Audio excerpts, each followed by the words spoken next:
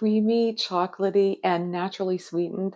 This vegan chocolate chia pudding is so easy to make. It's only 5 ingredients and it takes just a few minutes to make. So it's one of the reasons I really love making this dish, because sometimes you want to satisfy your sweet tooth, but you also want to stay healthy too.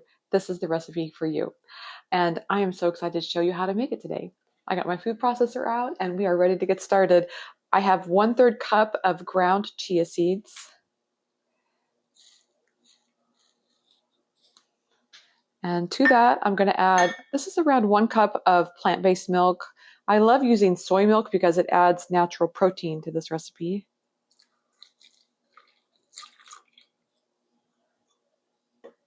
And I have, these are 5 medjool dates. It's around a 1/2 cup of dates that I like to add.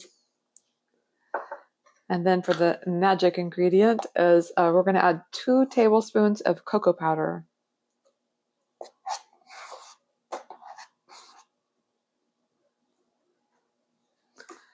And then finally, I'm going to add a little bit of vanilla, 1 tablespoon of vanilla extract. Okay, let's do this. I'm going to put the lid on and we're going to grind this up.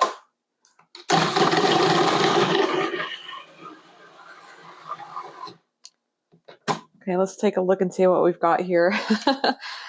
As you can see, a lot of ingredients go up along the side of the blender, so it's really important to scrape down the sides of the bowl. I even scrape down the lid because things just have a tendency to splatter.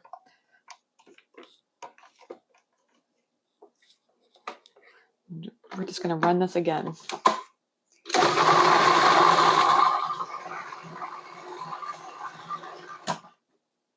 That's looking very smooth and creamy in there. That looks pretty good. Look at that. I love it. Now, if you wanted this extra smooth, you can just let it sit in the food processor for a few more minutes, because those chia seeds start to absorb the liquid and they just get softer and smoother as it goes. So you could just blend it a few more times, but this is perfect for me. So I am excited to dish this out. Spoon it out into your favorite serving dishes and then refrigerate it for, I would say, between 30 minutes to an hour till it's nice and chilled. My favorite topping for chocolate chia pudding is usually like a little bit of plain yogurt, vegan yogurt, but also sliced bananas work really well. And sometimes I like to just include just fresh fruit.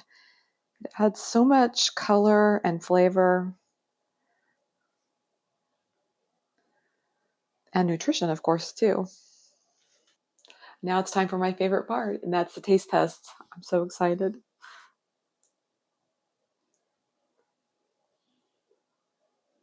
That is so rich and creamy. That looks like it's going to be delicious. Mmm. Mmm.